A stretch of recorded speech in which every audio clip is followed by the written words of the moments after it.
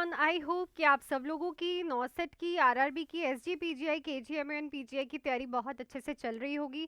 बेटा इन्हीं एग्जाम्स की तैयारी मैं इसी चैनल पे करवा रही हूँ। कल मैंने आपको 130 क्वेश्चंस करवाए थे, आज 131 क्वेश्चन करेंगे। उससे पहले लास्ट टाइम मैंने आप लोगों से ये क्वेश्चन पूछा था, the most effective method to prevent aspiration during feeding. तो पहले हम ये डिस्कस करते हैं।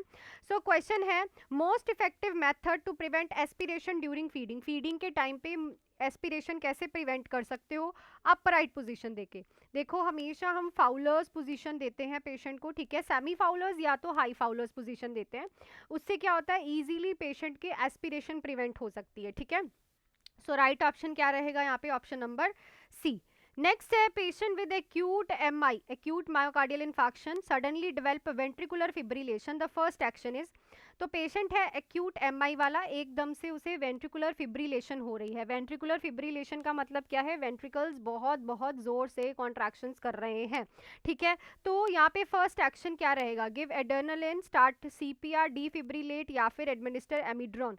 सो यहाँ पे हमारा सबसे पहला फर्स्ट एक्शन ही क्या रहता है कि आप डीफेब करो, ठीक है।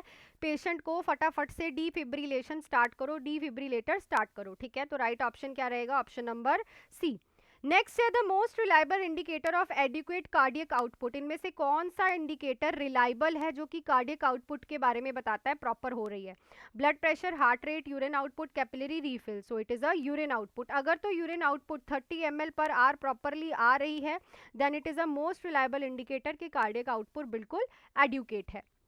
नेक्स्ट है, patient with suspected meningitis should be position. तो सस्पेक्टेड मेनिंजाइटिस वाला पेशेंट किस पोजीशन में जो है रखना जाना चाहिए? सुपाइन, प्रॉन, लेटरल या फिर फाउलर, क्योंकि मेनिंजाइटिस है, ठीक है, मेनिंजेस में इरिटेशन हो रही है, सीजर के चांसेस हो सकते हैं, सीजर्स की कॉम्प्लिकेशंस हो सकती हैं। तो पेशेंट को हम हमेशा लेटरल पोजीशन में रखते हैं ताकि ना एस्पिरेशन हो पाए, पेशेंट को कोई दिक्कत ना आए, ठीक है। तो राइट ऑप्शन क्या रहेगा? Lateral position.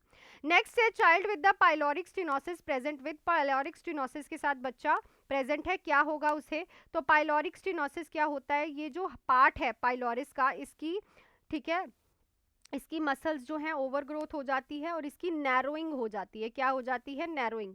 तो यहाँ पे बच्चे को क्या देखने को मिलेगा?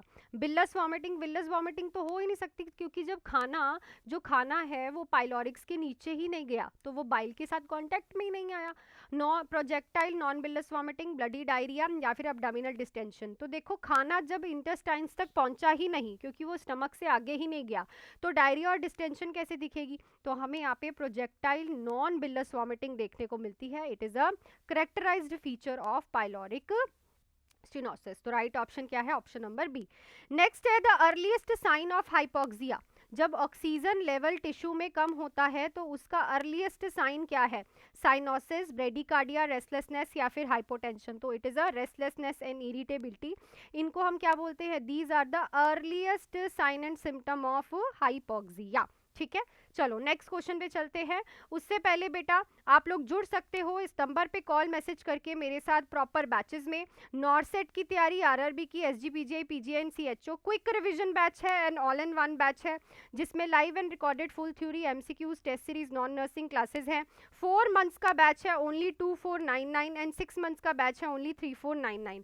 अगर आपको only MCQs and test series मेरे साथ क्लासेस में करने हैं तो 999 फीस रहेगी 2 मंथ्स की। इस नंबर पे कॉल मैसेज करके बाकी बच्चों की तरह आप भी तैयारी कर सकते हो मेरे साथ, और रिव्यूज आप देख सकते हो, कंटेंट आप देख सकते हो, सिलेक्शंस आप देख सकते हो, ठीक है।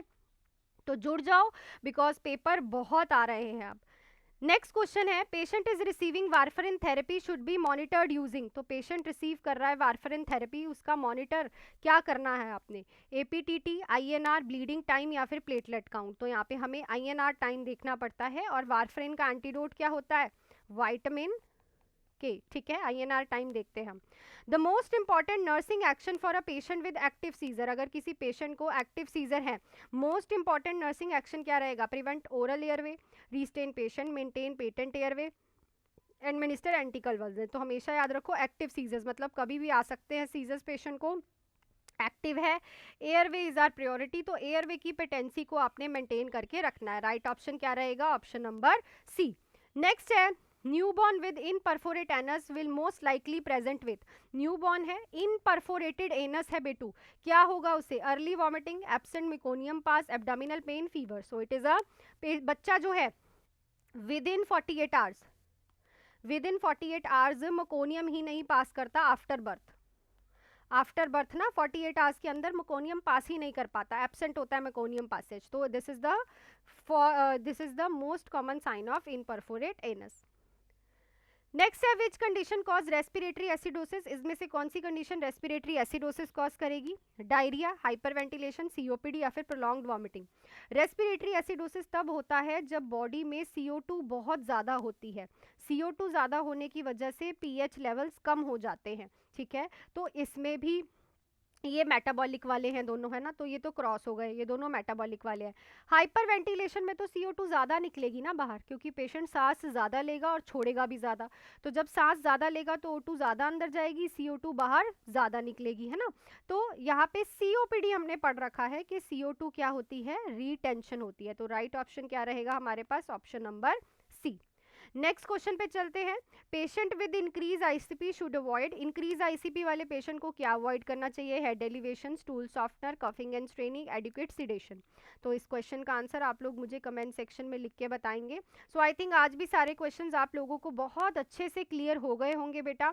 नेक्स्ट क्वेश्चन करेंगे हम कल, टिल देन आप लोग जुड़ सकते हो मेरे साथ बैचेस में, रिव्यूज आप देख सकते हो बच्चों ने नोट्स कैसे बनाए हैं और मैं कैसे उन्हें पढ़ाती हूँ, ठीक है। बहुत ही ईजी लैंग्वेज, इजी तरीके से आपको पढ़ाया जाएगा। नंबर आप लोगों के पास है only MCQs and test series के लिए 999 एंड 4 मंथ्स एंड 6 मंथ्स का batch full theory with MCQs with test series and non nursing classes.